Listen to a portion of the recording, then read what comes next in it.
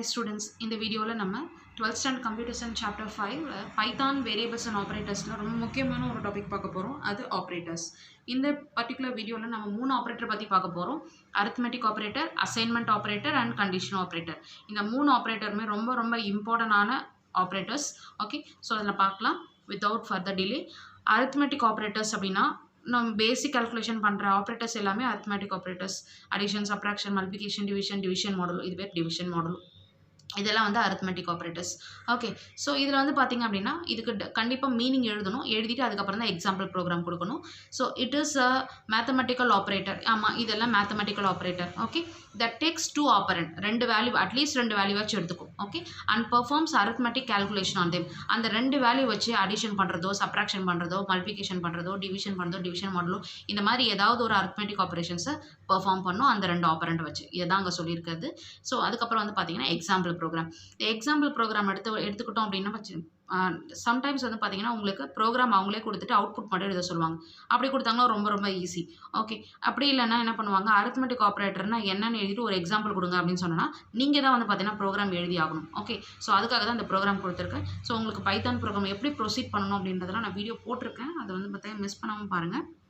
இங்கே வந்து பார்த்தீங்கன்னா நம்ம ஒரு சிம்பிளான அரித்மெட்டிக் ப்ரோக்ராம் எழுதியிருக்கோம். உங்கள் புக்கில் இருக்க அதே ப்ரோக்ராம் தான். A = 100, B = 10. ஓகே, இங்கேயே நம்ம இன்புட் கொடுத்துரும். ப்ரோக்ராம்லேயே நம்ம இன்புட் கொடுத்துட்டோம்னா அது பேர் compile time input. Okay, so இங்கே பாருங்கள், பிரிண்ட்டில் எதெல்லாம் டபுள் கோட்ஸை கொடுக்குமோ அது அப்படியே பிரிண்ட் ஆகும். ஓகே, ஸோ இங்கே பாருங்கள், டபுள் கோட்ஸை சம் ஈக்குவல் டு, டபுள் கோட்ஸை க்ளோஸ் பண்ணியிருக்கேன். அப்போ the sum is equal toன்றது அவுட்புட்டில் பிரிண்ட் ஆகும். ஓகே, அதுக்கப்புறம் என்ன கொடுத்துருக்கோம், கமானா நெக்ஸ்ட். அதுக்கப்புறம் என்ன பிரிண்ட் பண்ணணும் அப்படின்னா A + B, ஏவோட வேல்யூ 100, பியோட வேல்யூ 10. அப்போ உங்களுக்கு என்ன பிரிண்ட் ஆகும் இந்த இடத்துல? ஸோ இதை வந்து ஆட் பண்ணணும். ஆட் பண்ணி என்ன வேல்யூ வருதோ அதுதான் வந்து பார்த்தீங்கன்னா அந்த இடத்துல பிரிண்ட் ஆகும். 110 அப்படின்றது பிரிண்ட் ஆகும். ஓகே, அதுக்கப்புறம் பாருங்கள் அடுத்த பிரிண்ட்டு. டபுள் கோட்ஸ் இருக்குது அப்படியே பிரிண்ட் ஆகுமா? டபுள் கோட்ஸ் இருக்குது அப்படியே பிரிண்ட் ஆயிருக்கு. டிஃப்ரென்ஸ் இஸ் ஈக்குவல் டுன்ட்டு A - B. இப்போ ஏவோட வேல்யூ என்ன? 100, பியோட வேல்யூ 10.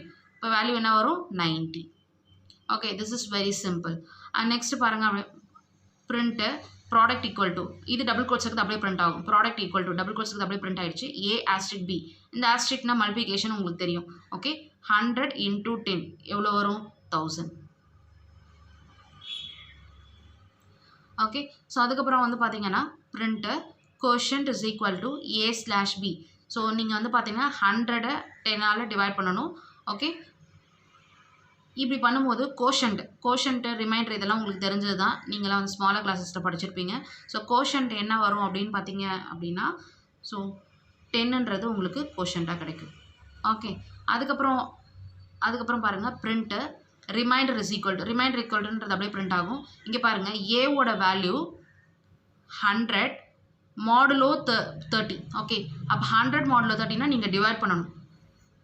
100 30 டிவைட் பண்ணிங்க அப்படின்னா உங்களுக்கு இது 3 டைம்ஸு 90 10 கிடைக்கும். ஓகே, ஸோ இப்போ பார்த்தீங்க அப்படின்னா ரிமைண்டர்ன்றது தான் மாடுலோ, கரெக்டுங்களா? ரிமைண்டர் வேல்யூ கொடுக்கணும். சரி, இங்கே பாருங்கள், இப்படி கேட்டாங்கன்னா கோஷன்ட் வேல்யூ கொடுக்கணும். ஓகே, இப்படி கேட்டாங்கன்னா ரிமைண்டர் என்ன கிடச்சதோ அதுதான் ஆன்சராக கொடுக்கணும். இப்போ இங்கே என்ன ரிமைண்டர் உங்களுக்கு கிடச்சிருக்கு? 10 கிடச்சிருக்கு. ஸோ அதுதான் வந்து பார்த்தீங்கன்னா இங்கே ஆன்சராக இருக்கும். ஓகே, ஸோ உங்களுக்கு புரியும்னு நினைக்கிறேன். அடுத்து பாருங்கள், பிரிண்ட்டு எக்ஸ்போனண்ட். இந்த எக்ஸ்போனண்ட் ஈக்குவல் டு, இது டபுள் கோட்ஸுக்கு அப்படியே பிரிண்ட் ஆகிருக்கு. A**B. இந்த ஸ்டார் பிக்கு என்ன அர்த்தம் அப்படின்னு பார்த்தீங்கன்னா A**B இல்லை 2. A**2ன்னு கொடுத்துருக்காங்க. இந்த ஸ்டார்னா பவர்னு அர்த்தம். ஓகே, அப்போ A/2. ஏவோட வேல்யூ என்ன? 100. ஓகே, 100/2 அப்படின்னா என்ன அர்த்தம்? 100 × 100.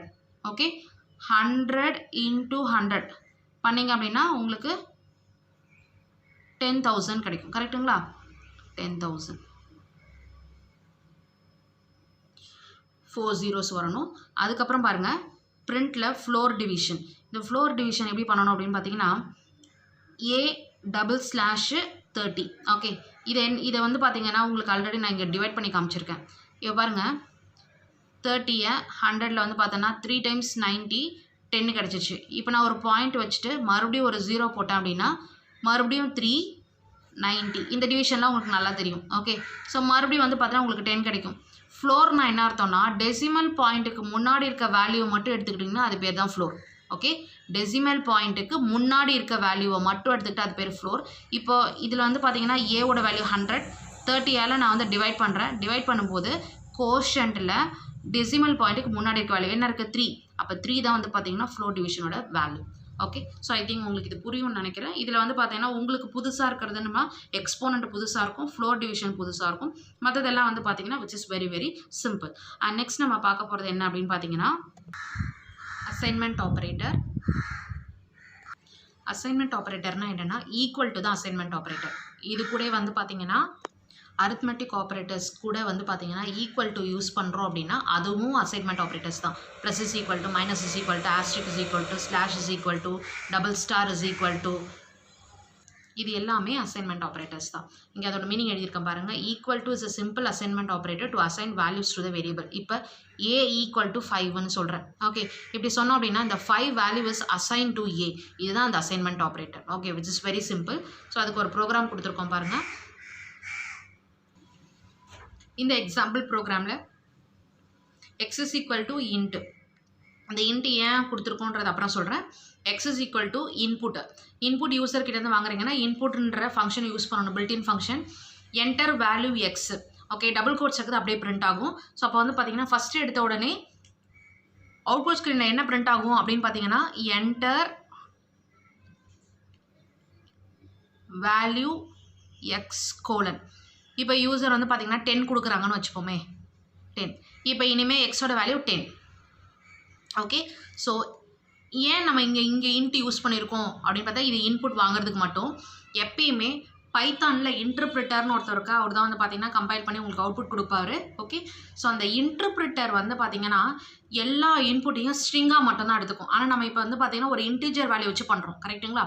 அப்போ ஸ்ட்ரிங்காக எடுத்துக்கிட்ட அந்த வேல்யூவை இன்டீஜராக கன்வெர்ட் பண்ணு அப்படின்னு சொல்கிறதுக்கான ஃபங்க்ஷன் தான் அந்த இன்ட்டு ஃபங்க்ஷன். ஓகே, ஸோ அதுக்கப்புறம் வந்து பார்த்தா இங்கே ஒரு ப்ராக்கெட் ஓப்பன் பண்ணியிருக்கேன், இங்கே ஒரு ப்ராக்கெட் ஓப்பன் பண்ணியிருக்கோம், அதனால் 2 ப்ராக்கெட் க்ளோஸ் பண்ணியிருக்கேன்.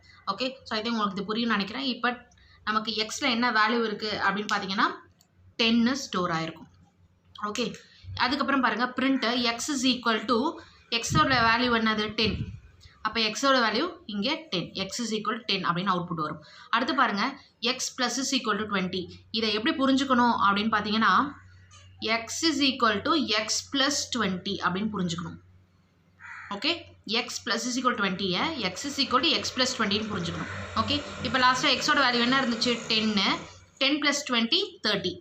இப்போ பாருங்கள் டபுள் கோட்ஸுக்கு அப்படியே பிரிண்ட் ஆகும். X plus is equal 20 is, x plus is equal 20 is 30. இப்போ நெக்ஸ்ட் இருக்கிறது பாருங்கள் x minus is equal to 5. இதை எப்படி புரிஞ்சுக்கணும்னா x is equal to x minus 5ன்னு எடுத்துக்கிடும். ஓகே, லாஸ்ட்டாக எக்ஸோட வேல்யூ என்ன இருந்துச்சு 30.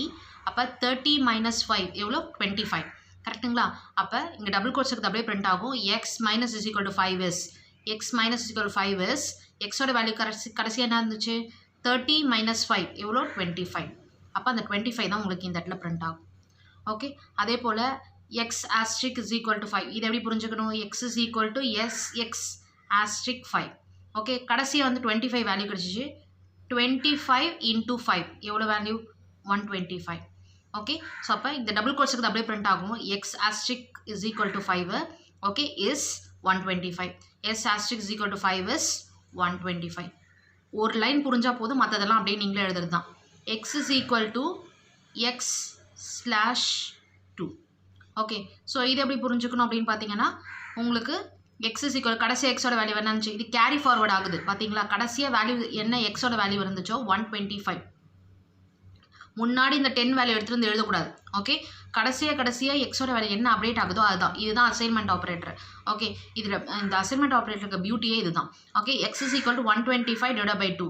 125 / 2 பண்ணிங்க அப்படின்னா உங்களுக்கு என்ன கிடைக்கும் அப்படின்னா 62.5 கிடைக்கும். ஓகே, கால்குலேட் பண்ணி பாருங்கள். அதுக்கப்புறம் பாருங்கள் x modulo is equal to 3. இதை எப்படி புரிஞ்சுக்கணும் x is equal to x mod 3. நீங்கள் கடைசி உங்களுக்கு என்ன வேல்யூ கிடச்சிச்சு எக்ஸோட வேல்யூ 62.5 கிடச்சிச்சு, கரெக்டுங்களா? ஓகே, இப்போ x is equal to x mod 3, எக்ஸோட வேல்யூ 62.5. ஓகே, ஸோ இதை மாட் பண்ணிங்க அப்படின்னா உங்களுக்கு மாட்னா ரிமைண்டர். ஓகே, ரிமைண்டர் வந்து உங்களுக்கு 2.5 கிடைக்கும். ஓகே, அடுத்து பார்த்தீங்க அப்படின்னா 2.5 இந்த இடத்துல அவுட்புட்லேயே எழுதிடுறேன். அதுக்கப்புறம் இதை எப்படி புரிஞ்சுக்கணும்? x is equal to x $2. Okay, $2 அப்படின்னா இதை இந்த இடத்துல எக்ஸோட வேல்யூ கடைசி உங்களுக்கு என்ன கிடைச்சிச்சு? 2.5. 2.5 அதுக்கப்புறம் ஆஸ்ட்ரிக் 2. இது எப்படி புரிஞ்சுக்கணும்? 2.5 பவர் 2 அப்படின்னா என்ன அர்த்தம்? 2.5 into 2.5. ஓகே, ஸோ எப்படி புரிஞ்சுக்கணும்? ஸோ இதோட வேல்யூ என்ன அப்படின்னு பார்த்தீங்கன்னா உங்களுக்கு 6.25 கிடைக்கும். ஓகே, அதுக்கப்புறம் பாருங்கள் எக்ஸு இந்த டபுள் ஸ்லாஷ் என்னது? Floor division is equal to 3. So இதை எப்படி புரிஞ்சுக்கணும்? X is equal to x floor division 3 அப்படின்னு புரிஞ்சுக்கணும். கரெக்டுங்களா? ஓகே, ஸோ கடைசியாக உங்களுக்கு என்ன வேல்யூ கிடச்சிச்சு? எக்ஸுக்கு 6.25 கிடச்சிச்சு. கரெக்டுங்களா? எஸ், இந்த 6.25 வந்து பார்த்தீங்கன்னா நீங்கள் டிவைட் பண்ணணும், 3 வச்சு டிவைட் பண்ணணும். ஓகே, அப்படியே டிவைட் பண்ணிங்க அப்படின்னா உங்களுக்கு வேல்யூ என்ன கிடைக்கும்னா 2.0 கிடைக்கும். ஸோ அந்த வேல்யூ வந்து பார்த்தீங்கன்னா இந்த இடத்துல அப்டேட் பண்ணிக்கிறேன். Okay, this is very simple.